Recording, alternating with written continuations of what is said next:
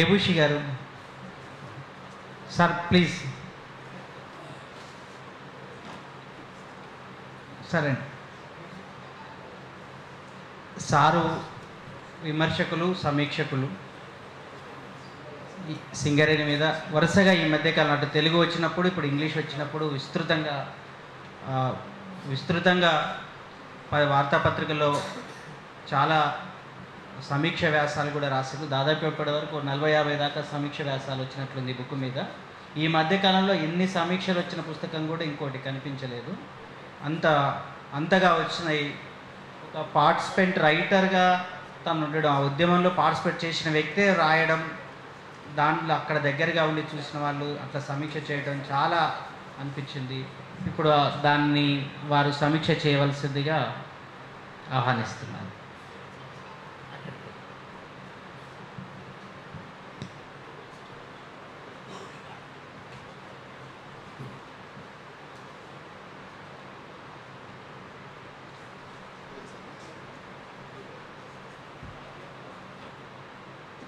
ఈ కార్యక్రమానికి వచ్చినటువంటి మిత్రులందరికీ ఆహ్వానం. అదేవిధంగా పుస్తక రచనకు ముఖ్య అతిథిగా ఇచ్చినటువంటి అరగపల్లి సార్కి, ఇతర విద్యావంతుల వేదిక ముఖ్యులకు, రచయిత రవీందర్ అన్నకు వెల్కమ్ తెలియజేస్తూ, ఇది బొగ్గు రవ్వలు గత సంవత్సరం తెలుగులో రవీందర్ అన్న రాసిన పుస్తకమే. మళ్ళీ దాన్ని ఆంగ్లంకి ద ఎంబర్స్ ఆఫ్ కోల్ అని ఈరోజు మళ్ళీ దాన్ని ఆవిష్కరించడం ఒక సంతోషం తెలియజేస్తున్నది. సింగరేణిలో అనేక ఉద్యమాలు,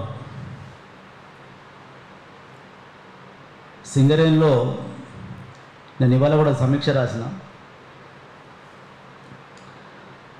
అక్కడ భూమి నుంచి వెలికి తీసేటువంటి ప్రతి బొగ్గు పిల్ల వెనుక ఒక కన్నీటి కథ ఉన్నట్లే, అక్కడ జరిగిన పోరాటాల వెనుక ఎన్నో త్యాగాల చరిత్ర ఉన్నట్టుగానే ఆ అనేక పోరాటాల అనుభవాల నుంచి గురిజాల రవీంద్ర అన్న కూడా వాటిలో ప్రవేశం ఉండి తన అనుభవాలను, తన ఆ ఉద్యమాలకు ఆ సంఘానికి నాయకత్వం వహించినటువంటి జీవితాల నుంచి తను బొగ్గు రవ్వలు అనేటువంటి ఈ పుస్తకాన్ని రచించడం జరిగింది. 78లోనే అక్కడ రాడికల్ ఉద్యమాలు సీరియస్గా మొదలైనప్పటి నుంచి రాడికల్ ఉద్యమాలే సింగరేణిలో ఫస్ట్ కార్మిక సమస్యల మీద రాడికల్ పోరాటం చేసేవాళ్ళు. రాడికల్స్ చేసినటువంటి పోరాటం నుంచి వెళ్ళి, చారిత్రాత్మకమైన పోరాటం నుంచి వెళ్ళే కార్మిక సంఘం ఏర్పాటు జరిగింది.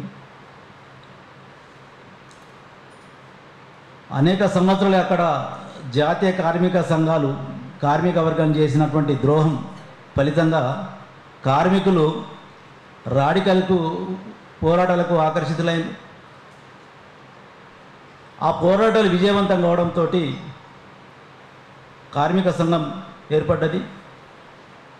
1981లో అనేకమైనటువంటి కార్మిక సమస్యల మీద ఉద్యమాలు జరిగినాయి.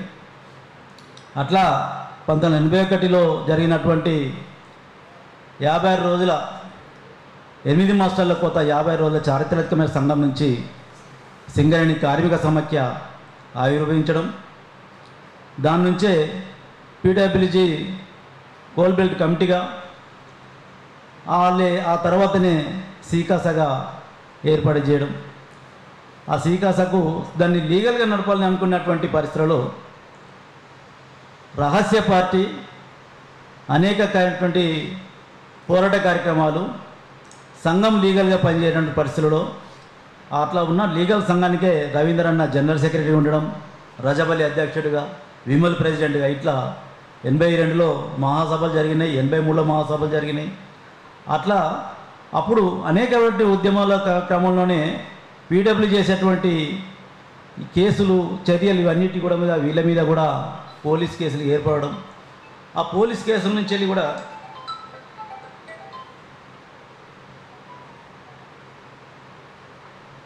జైలు జీవితాన్ని అనుభవించడం, ఆ జైలు జీవితంలో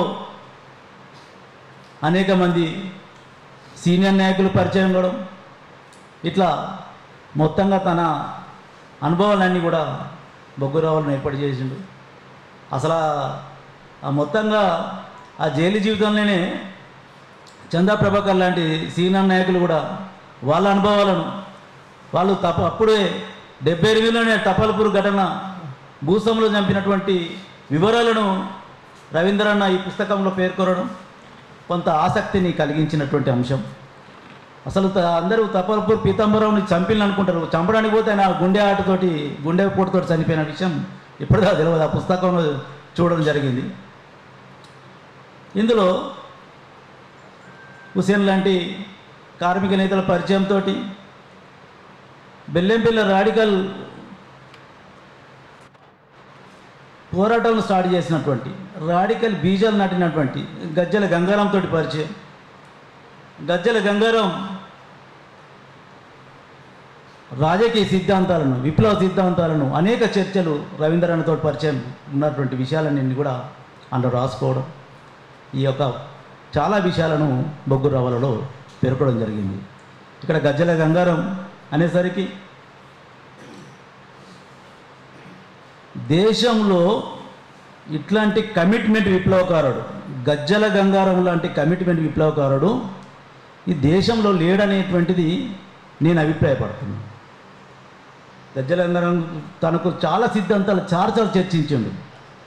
ఎందుకంటానంటే గజ్జల గంగారం 75లో ఆర్ఎస్లో చదువుకున్నటువంటి గంగారం బెల్లంపల్లి కార్మిక పోరాటాలు, విప్లవ పోరాటాలు స్టార్ట్ చేసి మొత్తం కుటుంబాన్ని విప్లవోద్యమానికి మార్చిండు.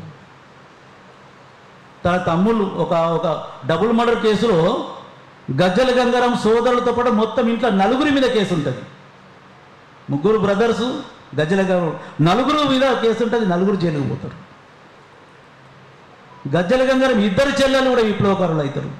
గజ్జల సరోజ అజ్ఞాతంకి వెళ్ళిపోతుంది, కమలాకర్ అజ్ఞానికి వెళ్ళిపోతాడు.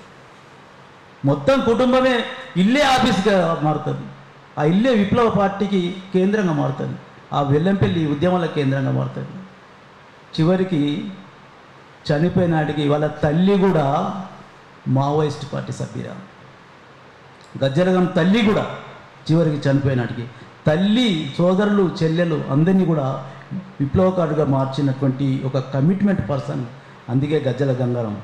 ఎప్పుడన్నా ఒక టైగర్ను చూసిందంటే అన్నకు చాలా పరిచయం కావచ్చు రవీంద్రన్న, కానీ గజ్జల గంగారాంను చూడండి, ఒక సింహంలా కలపడతాడు. అట్లాంటి పోరాటం ఎందుకోసం అంటే మేము చిన్నప్పుడు చూసి ఇట్లా నడుచుకుంటూ మా బస్తీ నుంచి నడుచుకుంటూ వస్తున్నాడు. అక్కడ మొత్తము ఆ దీపావళి సందర్భంగా ప్యాకాట, విజయవాడలు ఇవన్నీ ఆడుతూ ఉంటారు, ఎట్లా ఆడుతూ ఉంటారు, పెద్ద 100 మంది కోడి పందాలు నడుతూ ఉంటాయి. ఆయన ఒక్కడే సింగిల్గా నడుచుకుంటా ఇట్లా నచ్చి నిలబడ్డాడు. బంద్ చేయండి అన్నాడు. అక్కడ మొత్తం ఉన్న వాళ్ళందరూ ఎక్కడో అక్కడ బంద్ చేసి వెళ్ళిపోయి. ఎందుకు అసలు మాకు అర్థం కాలేదు, ఏంటిది ఈయన అని చెప్పేసి అనిపించింది. ఒక్కడే వచ్చిండు, మొత్తం బంద్ చేయండి ఇక్కడ ఎట్లు అన్నాడు. అందరూ అక్కడి నుంచి వెళ్ళిపోయిండు. అరే ఈ మనిషికి ఎందుకు ఇంత రెస్పెక్ట్ ఏంటిది అనుకున్నాం.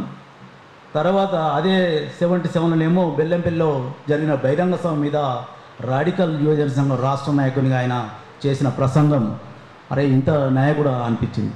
అట్లా ఆయన రాడికల్ నాయకునిగా మొత్తం పీడబ్ల్యూ. కాకపోతే దురదృష్టం ఆయన తొందరనే ఉద్యమాన్ని ఇచ్చి చనిపోవడం అనేటువంటిది.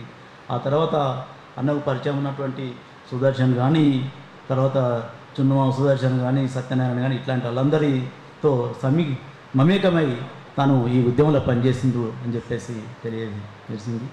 అట్లా శ్రీకాస తొలి మహాసభలు, రెండవ మాసాలతో పాటు ఆయన రైతు కూలి సంఘం మీటింగ్లో కూడా వేలాది మంది రైతు కూలి మీటింగ్ విజయవంతం చేయడానికి కూడా రవీంద్ర అన్న అక్కడ పరిచయం చేసిన విషయం.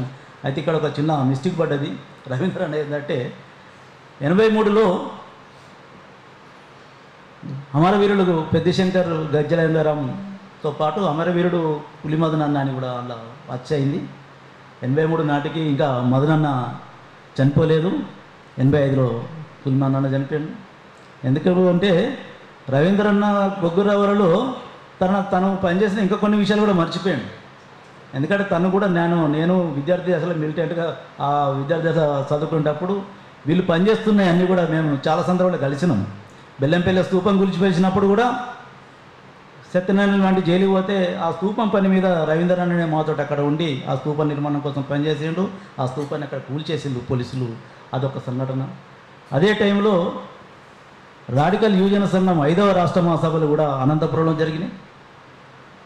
ఆ సభకు కూడా సింగరేణి తరపున రవీంద్ర అన్ననే సౌహార్ద ప్రతినిధిగా ప్రసంగించడానికి పోయినాం. అప్పుడు మేము జిల్లా వాలంటరీ బాధ్యులుగా అక్కడ పోయినాం.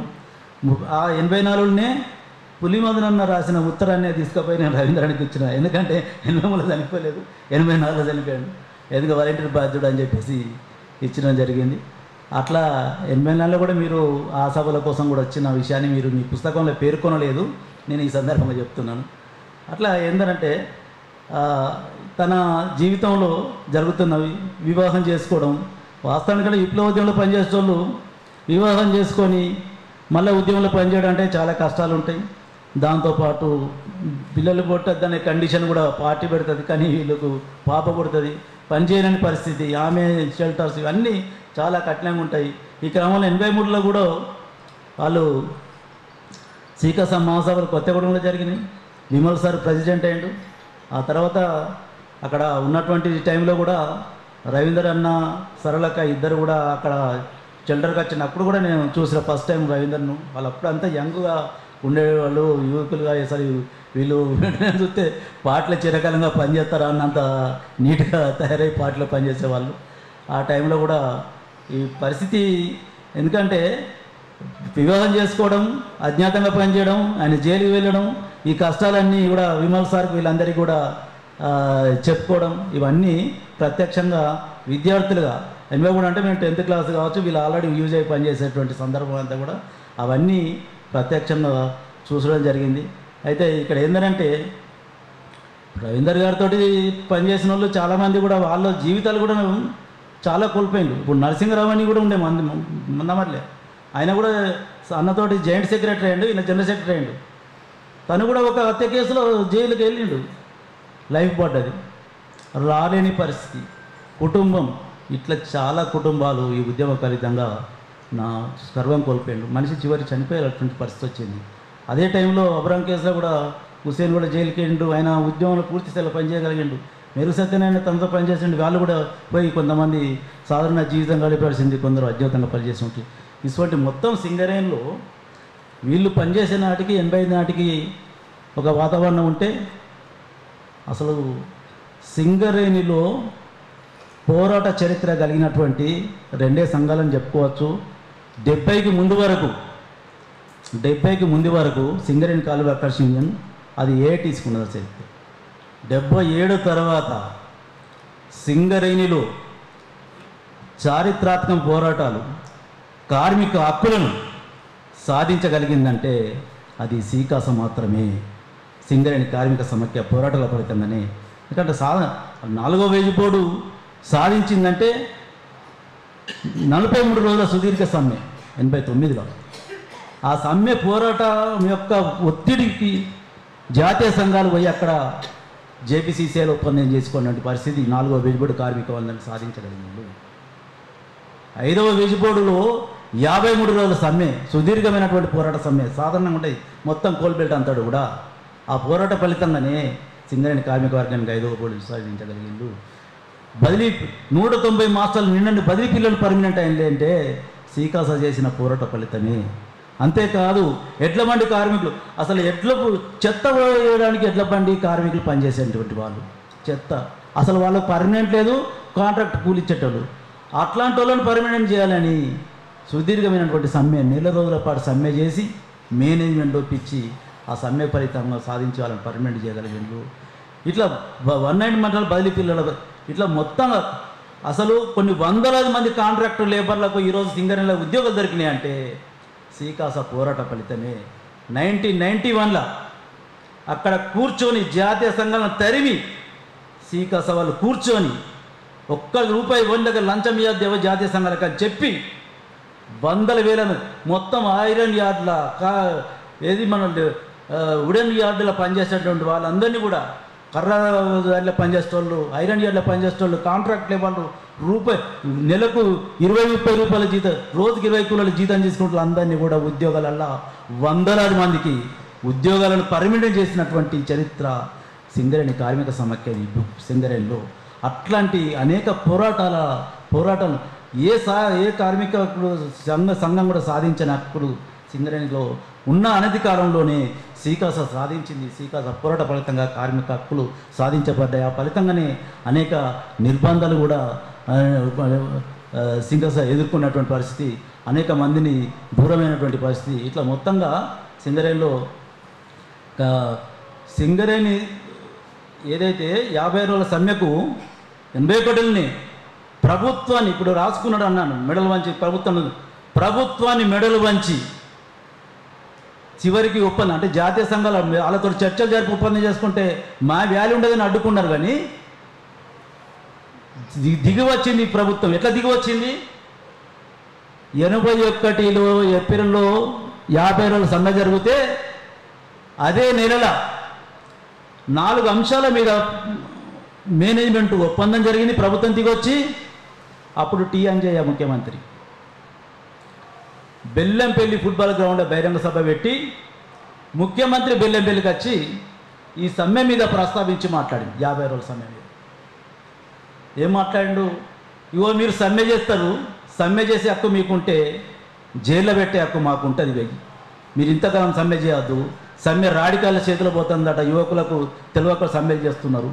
డైరెక్ట్ వేదిక మీద ఒక ముఖ్యమంత్రి వచ్చి రాడికల్ ప్రస్తావన చేసి ఆ సమ్మె కోసం ప్రస్తావన చేసినంటే ఆ ప్రభుత్వాన్ని ఆ సమ్మె ఎంతగా మొత్తం దిగొచ్చిందనే సంగతి ఇది మనం అర్థం చేసుకోలేదు. అంతేకాదు శ్రీరాంపూర్లో జరిగిన కోటర్ల విషయం కానీ సౌకర్యాల విషయం కానీ జరిగినటువంటి 43 రోజుల సమ్మె తర్వాత కూడా మేనేజ్మెంటు దిగివచ్చి యాజమాన్యం దిగివచ్చి సీకాస నాయకులతో రహస్యంగా చర్చలు జరిపి ఒప్పందం చేసుకున్నటువంటి సందర్భాలు ఉన్నాయి. సీకాస అజ్ఞాతంగా పనిచేసినా కూడా కార్మిక పోరాటాల మీద, కార్మిక సమస్యల మీద మేనేజ్మెంట్ను తీసుకొచ్చి మళ్ళీ జీఎం ఉండే డైరెక్ట్ వచ్చి అప్పుడున్నటువంటి నాయకులతోటి కానీ సీకాస అజ్ఞాత నాయకులతోటి కానీ చర్చలు జరిపి కాజ్నగర్ దగ్గర ఇంకొక దగ్గరికి పోయి రహస్యంగా జీఎం పాల్గొని చర్చలు జరిపిండు. కండిషన్ పెరిగి వాళ్ళు పెట్టిన కండిషన్ పెరిగినే అడ్వాన్స్ పేమెంట్ కూడా ఇచ్చినప్పుడు ఇట్లా అనేకటువంటి పోరాటాల నుంచి సీకాస సాధించిన అనేక విజయాలు ఉన్నాయి. ఆ క్రమంలోనే దానికి తన ప్రమేయం రవీంద్రన్న ఇవన్నీ పోరాటాలను ఇవ్వకుండా ఈ రాడికల్స్ నుంచి వెళ్ళి తాను సీకాసలో పనిచేసి సీకాసలో ఎదుర్కొన్న పరిస్థితి ఏంటిది, తాను నిర్బంధానికి ఎట్లా గురైనా, తనతో తన సహచరి కూడా ఎట్లా నిర్బంధం గురైంది, మేమిద్దరం పనిచేద్దాం అనుకున్నాం కానీ ఆ వాతావరణం లేకపోవడం వల్లనే మళ్ళీ నేను బయటకు వచ్చానన్న విషయాలను ఇవన్నీ కూడా రవీంద్రన్న తన బొగ్గురవలలో పెట్టుకున్నాడు. సింగరేణిలో అనేక పోరాటాల చరిత్ర ఉన్నది. సింగరేణి కార్మిక వర్గం అనేక దుర్భర జీవితం నుంచి అది సౌకర్యాల నుంచి వెళ్ళి వచ్చింది కాబట్టి ఎన్నో పోరాటాలు, ఇంకా కథలు, ఇంకా సంఘటనలు, ఇంకా కూడా చరిత్ర ఇంకా రావాల్సిన అవసరం ఉన్నది. ఇటీవల కాలంలో చాలా నవలలు వచ్చినాయి. రవీంద్రనాథ్ రాసిందే కాకుండా ఇంకా అల్లం రాజా గారు రాసినటువంటి సైరన్ నవల వచ్చింది. ఇటీవల కాలంలోనే రమాకాంత్ ఎన్కౌంటర్ జరిగినటువంటి తీరు మీద కూడా ఆ వీరుడు నవలను తీసుకొచ్చిండ్రు. ఈ మధ్యనే మొత్తం కోల్బెల్ట్లో జరిగినటువంటి విప్లవాన్ని కూడా పేర్కొంటూ హుస్సేన్ రాసినటువంటి తల్లులు బిడ్డలు లాంటి నవల కూడా వచ్చింది. ఇవన్నీ వీటి మీద కూడా మేము సమీక్షలు రాసినాం. ఇవన్నీ ఎందుకోసం అంటే వీళ్ళు రాసిన నవల చదివిన దానికంటే కూడా జనంలోకి ఇంకా ఈ సమీక్షల వల్ల పత్రికల ద్వారా ఎక్కువ పోతుందని చెప్పేసి కూడా సోషల్ మీడియా ద్వారా కూడా అన్ని నవలల మీద కూడా సమీక్షలు రాసి ఎందుకోసం అంటే అది అనేక దశాబ్దాలుగా ఉన్నటువంటి పోరాటాలు, ఈ పోరాటాల చరిత్రను, ఈ పోరాటాల యొక్క జీవితాలను, ఈ పోరాటాలను సాధించిన విజయాలను, పోరాటాలు చేసినటువంటి ధ్వంసం నిర్బంధాలను, అప్పుడున్నటువంటి కన్నీ కట్టలను, కార్మికులు ఎదుర్కొన్న పరిస్థితులను, కార్మికులు ఎట్లా మమేకమైండ్లు, ఎట్లా పోయిండ్లు, ఎట్లా జీవితం కలిపిండ్లు, ఒక గంగారాం, ఒక సుదర్శన్, ఒక రమాకాంత్, ఒక శేషగిరి, ఇవన్నీ పోరాటాలు ఎట్లా జరిగినాయి. నాటి శేషగిరి నుంచి వెళ్ళి మొన్న జరిగినటువంటి ఇవన్నిటి మీద రమాకాంత్ దాకా కూడా, రాజమల్ల దాకా కూడా జరిగినటువంటి పోరాటాల నుంచి వెళ్ళి ఆ పోరాటాలు మర్చిపోలేనటువంటి దశాబ్దాలు కలిసిన మర్చిపోలేని సంఘటనలు. రవీంద్ర అన్న రాసింది 85 వరకు అంటే చక్కగా 40 ఏళ్ళ కిందటి ముచ్చట ఇదంతా కూడా. ఆ 40 ఏళ్ళ కిందట జరిగిన విషయాలన్నీ కూడా ఇప్పటి వాళ్ళకు కూడా తెలవాలనేటువంటి ఉద్దేశంతో, ఇప్పటి వాళ్ళకు కూడా అర్థం కావాలనే ఉద్దేశంతో కూడా మళ్ళీ ఇంకా కూడా ఈ కథలు, ఈ సంఘటనలు రావాలనే ఉద్దేశంతో తెలియజేస్తూ, ఈ బొగ్గు రవ్వలను ఈ ఇంగ్లీష్లో కూడా ఇది జాతీయ స్థాయిలో కూడా ప్రచారం కావాల్సిన అవసరం ఉన్నది. ఇంకా కార్మిక వర్గం మీద ఇంకా కన్నీటి కథలను ఇంకా బయటికి తీసుకురావాల్సిన ఉన్నదని తెలియజేస్తూ ఈ అవకాశం ఇస్తుంది.